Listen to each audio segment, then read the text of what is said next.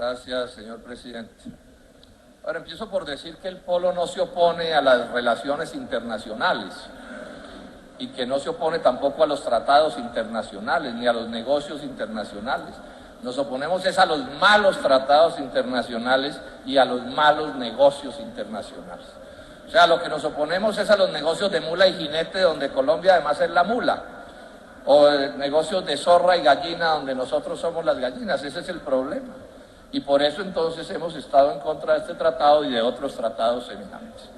Ahora, después de todo lo que ha pasado en Colombia, senadores, en estos 25 años, otro TLC, y con Corea, otro TLC, es que no ha pasado nada en estos 25 años, desde que el gobierno de César Gaviria decidió iniciar estas políticas del libre comercio. Son 25 años de desastres. La crisis del 99 fue la primera prueba reina del desastre de la apertura y del libre comercio. ¿De dónde creen ustedes que salió la crisis de 1999?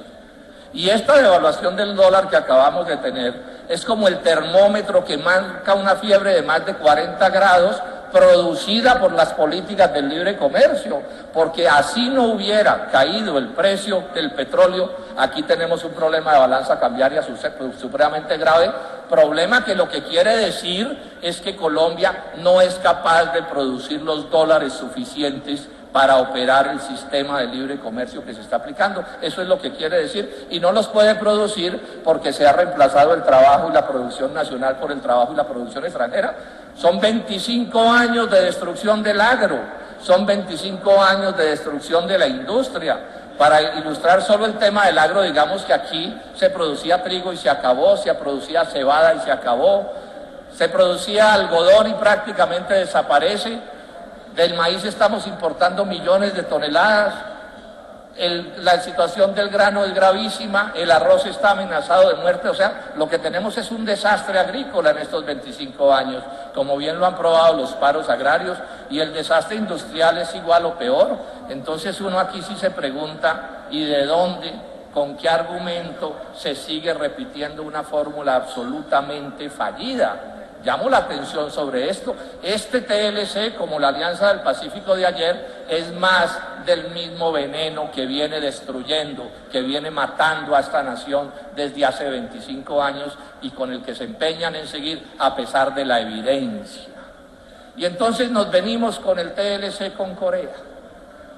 Es evidente, y no pierdan, digamos, respeto de quienes los escuchan, intentando sugerir que en industria vamos a dar un brinco.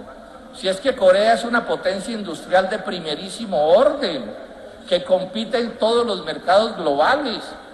Corea puede ser el competidor más peligroso que uno se pueda imaginar en términos industriales, porque funcionan con tecnologías semejantes a las de Estados Unidos y de Europa, pero con salarios que son bastante inferiores a los de ellos.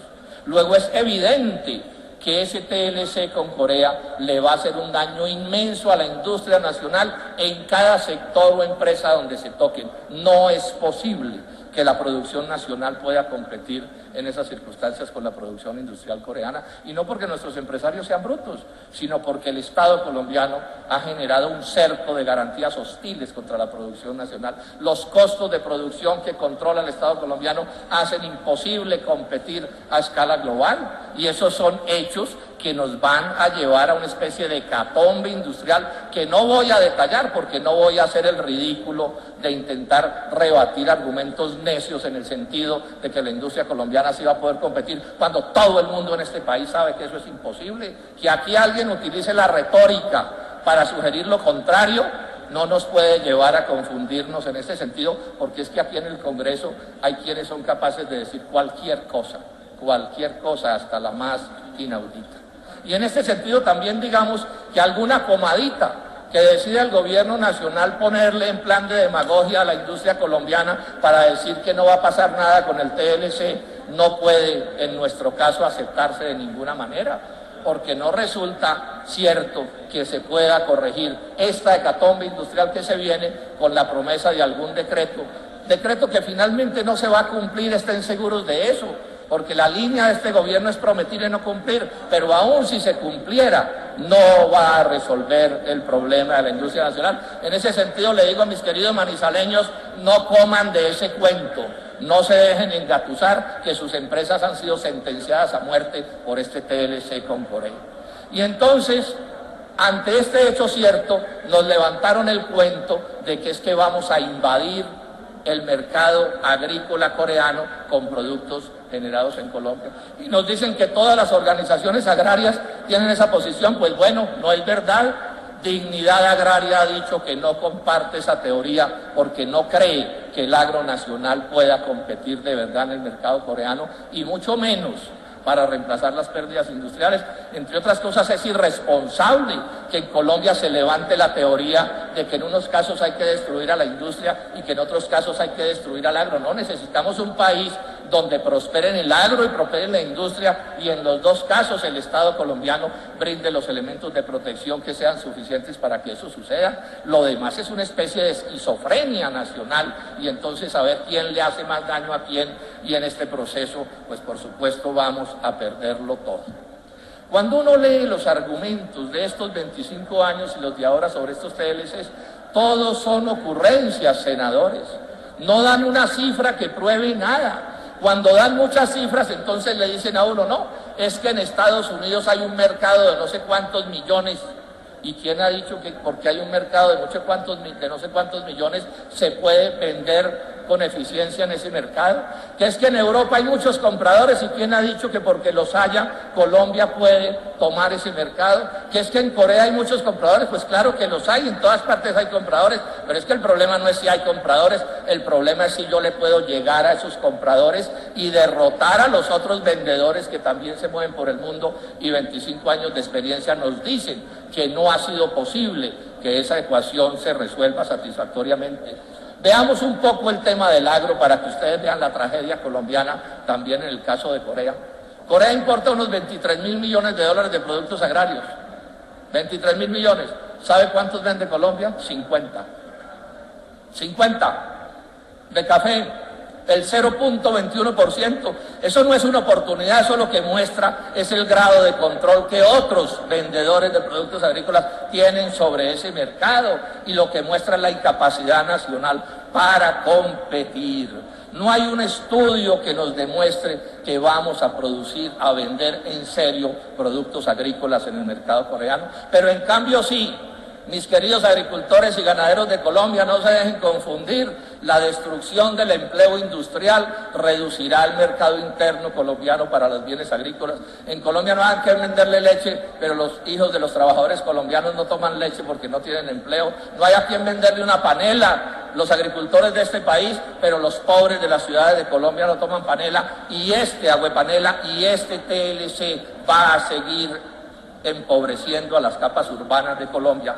Veamos caso por caso cómo es que es ese control de los extranjeros, de las potencias agrícolas sobre el mercado agrícola coreano, el que nos venden aquí como una baratija que dice que vamos a controlar. Ya se dijo aquí, 4 países controlan el 93% de las compras agropecuarias de Corea: Estados Unidos, Nueva Zelanda, Australia y China. Y el resto se lo pelean entre Brasil, Canadá, la Unión Europea y Vietnam. Yo les pregunto a ustedes, senadores, ¿a cuál de esos países va a desplazar Colombia del mercado coreano? ¿A cuál? Díganme, ¿a cuál? ¿A Estados Unidos? ¿A Vietnam? ¿A Nueva Zelanda? ¿A Australia? ¿A China? ¿A cuenta de qué? ¿Con qué pruebas me pueden hacer esa afirmación? Y miremoslo con más detalle para que ustedes se abismen de la realidad de la que estamos hablando. Corea importa un volumen importante de carne bovina. Pues bien, el 97% de esa exportación la hacen entre Australia, Estados Unidos y Nueva Zelanda. Yo pregunto, ¿a cuál de esos países va a desplazar Colombia? Le pregunto a los señores de Fedegan, cuando tenemos una carne bien costosa en el mercado internacional. El 80% del mercado de carne de cerdo lo controlan 3 países. ¿A cuál vamos a desplazar si Colombia no exporta ni siquiera una libra de carne de cerdo? El 89% de la carne de pollo que se consume en Corea la producen los propios coreanos, que también son una potencia agrícola y que tienen una agricultura protegida. Vamos a desplazar a los propios coreanos en carne de aves en ese mercado. En el caso de los lácteos, el 98% de los productos lácteos que se consumen en Corea importados los exportan entre la Unión Europea, Estados Unidos, Australia y Nueva Zelanda. ¿A quién les pregunto? Vamos a desplazar. La leche en polvo, el 100% la exportan entre Australia, Nueva Zelanda, Alemania, Francia y Estados Unidos. ¿A cuál de esos vamos a desplazar, senadores? En el caso de las hortalizas, el 98% de las hortalizas que importa Corea las exporta China. ¿Vamos a derrotar a los chinos en el mercado de hortalizas de Corea? El 90% de los crustáceos que importa Corea los exportan entre China, Estados Unidos y Japón. En ese cuadernito que repartieron ahí de cuentas alegres, donde dicen que las posibilidades de Colombia, pues veamos. En el caso del banano, nos dice ese cuadernito que repartió el Ministerio de Comercio Exterior que tenemos posibilidades en banano. Pues bien, Filipinas exporta el 97% del banano que consumen los coreanos. ¿Vamos a desplazar a Filipinas del mercado coreano? Pregunto yo. Y en el caso del aceite de palma, que también dicen que hay posibilidades, entre Malasia e Indonesia le venden a los coreanos el 99% del aceite de palma que consumen. En el caso del etanol nos lo presentan con posibilidades, por favor, si es que Colombia no está inundado de etanol gringo, porque alguna cosa se inventaron para que en este momento... Un minuto más para el senador Para que en Robledo. este momento, pero yo voy a pedir un poco de tiempo, es que es demasiado desconsiderado. El único partido que se opone en serio a esta cosa le den 10 minutos para exponer. 5. No. Siga, Dicen senador. que esto es una democracia y que pudieron hablar. En el caso del azúcar, que también nos lo presentan con posibilidades, y resulta que el 84% del azúcar que importa Corea lo venden entre Australia, Tailandia, Brasil, Malasia y Filipinas. Yo pregunto a cuál vamos a desplazar, pero además con este dato, ellos venden a un promedio de $600 la tonelada en el mercado mundial y Colombia la coloca a $1.300 en el mercado mundial. Luego, ¿a quién vamos a desplazar? ¿A quién? Pero además las barreras sanitarias de Corea son poderosísimas. No hay cómo entrar en el corto plazo un país que tiene peste porcina y que tiene controlada la aftosa, pero con vacunación. Eso no es posible. No le echen mentiras a los colombianos. Amigos partidarios de este TLC, justifiquen eso de otra manera. Y la Federación de Cafeteros, don Luis Genaro Mejía, entonces la semana pasada escribió un documento diciendo que es que vamos a exportar mucho café a Corea. Me voy a detener en eso porque ese tema lo conozco mejor. Yo entiendo que don Luis Genaro esté preocupado por conseguir los favores del presidente de la República, a ver si no lo quitan del puesto, pero eso no lo autoriza a hacer afirmaciones que no son ciertas. Veamos cómo es el caso del café en el caso de Corea. Ya dije, Colombia le exporta a Corea $50 millones en café, y eso está bien, ese es el 13% de lo que exporta Corea en café, es un volumen importante. El problema es cómo subir de ahí. ¿Y por qué es prácticamente imposible subir, digamos, en términos relativos? Porque es que el 95% del café que consume Corea lo consume bajo la forma de instantáneo, y todos sabemos que el instantáneo se nutre de robustas que no produce Colombia y de arábigos de mala calidad que tampoco produce Colombia. Luego, ¿cómo es que vamos a aumentar la exportación? Pero además les doy este dato. ¿Saben cuál es el primer exportador de café tostado a Corea? Estados Unidos. ¿Saben cuál es el segundo? Italia. ¿Saben cuál es el tercero? Suiza. ¿Saben cuál es el cuarto? Brasil. Y Brasil apenas exporta 1.200 toneladas de café tostado y molido. O sea, los gringos y los europeos reexportan cafés de países tropicales, pero también controlan el mercado. ¿Cómo vamos a aumentar allí? Pero además el dato es este: el café verde, que es lo que exporta Colombia, antes del TLC tiene un arancel de 2%. Entonces yo le pregunto a don Luis Genaro, Muñoz, Hágame la cuenta y demuéstreme cómo es que va a aumentar la exportación de café verde a Corea en estas circunstancias, porque le rebajan el 2% del arancel, cuando tenemos el café más caro del mundo. Que no le echen cuentos a los colombianos.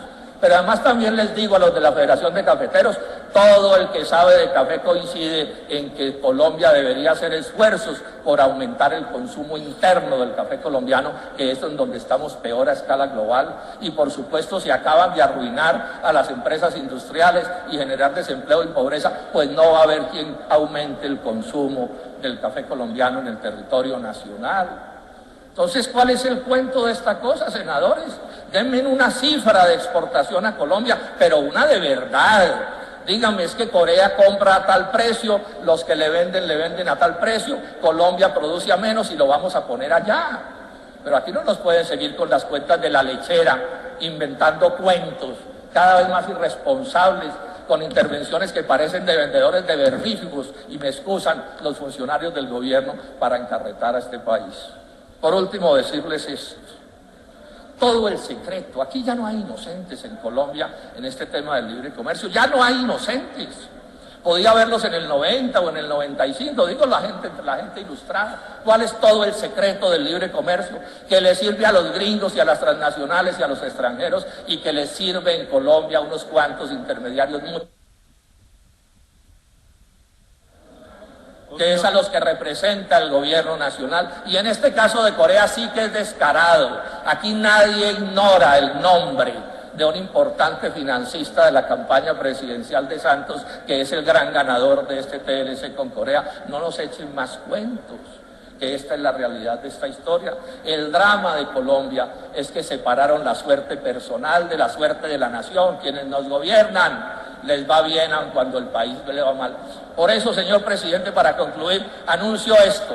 La bancada del Polo, haciendo uso de los artículos 455 y 457 del Código Penal, que establecen los delitos de traición a la patria, porque existe en Colombia el delito de traición a la patria en el Código Penal, y existe el delito de traición diplomática.